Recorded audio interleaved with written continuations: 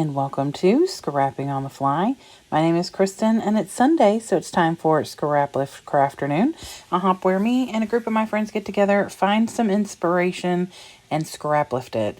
And for this week, it is from ScrappyJennyK on Instagram, and her information will be below. It is this super cute layout with 4 pictures, and so I have 4 pictures of my son on his birthday back in the day. And I am going to use the Birthday Bash by Bella Boulevard. I have some scraps already that I want to get used. And with all the layers of large layers in here, this was the perfect time to do that. I've got quite a few embellishments still, and some like enamel dots and some puffies, things like that. I've got a little bit of chipboard, a little bit of stickers, just, odds and ends. So I've got my papers, my embellishments, my pictures in this layout. So let's see how this goes. So I cut away and went ahead and just built my layers. Super simple. I already had that red paper had a hole in the middle, and that confetti paper had a hole in the middle. So I took a black paper, cut that to border the red just barely, and then took this really cute balloon animal paper to make, and it is 9 by 9, I believe. And then I think I did 10.5 by 10.5 for the red, 10 3/4 by 10 3/4 for the black, and then of course the main page is 12 by 12.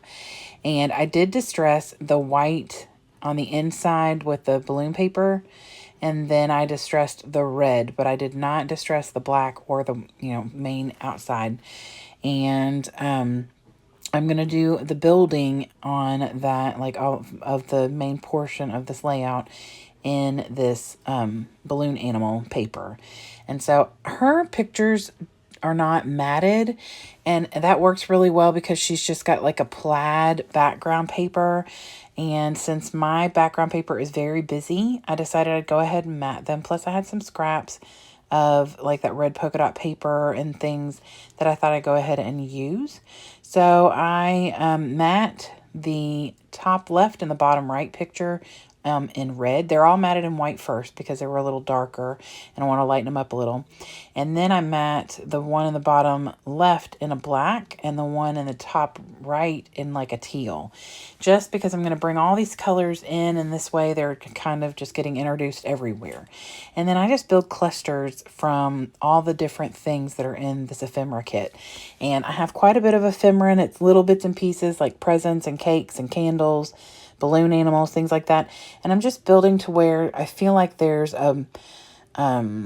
like a selection of everything in each of the little clusters. Like there's presents in each of the clusters. There's a piece of cake or something. Candles in every cluster, like a little noise maker, things like that.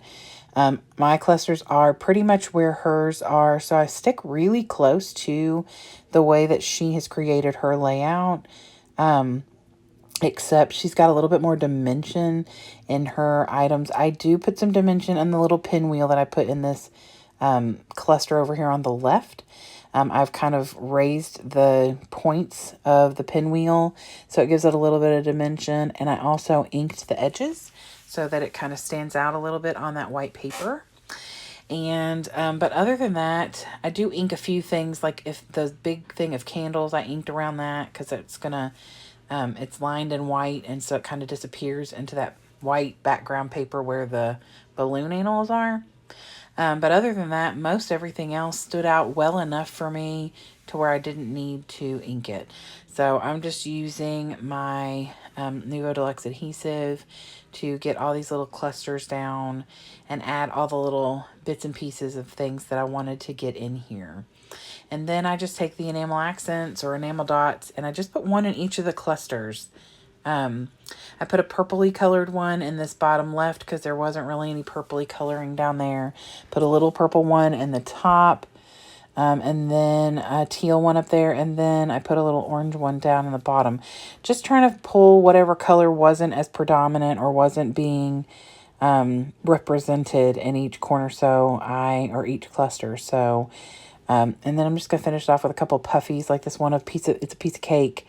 And I just want to get that tucked in up here in the top right corner. And really, that is about it with the clusters.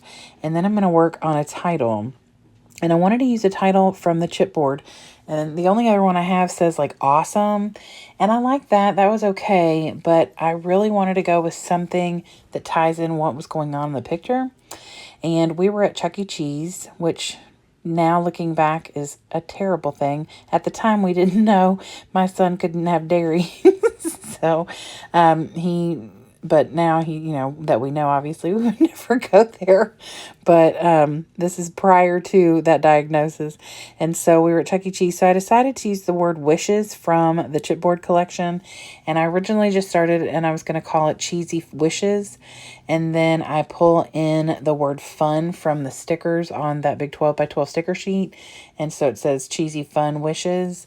I thought about adding another word between cheesy and wishes because there's kind of a gap there, but I felt like it was enough of a title, and the alphas from this collection were too big. They wouldn't fit in that space. So I kind of maneuver the word fun over the huge E in wishes.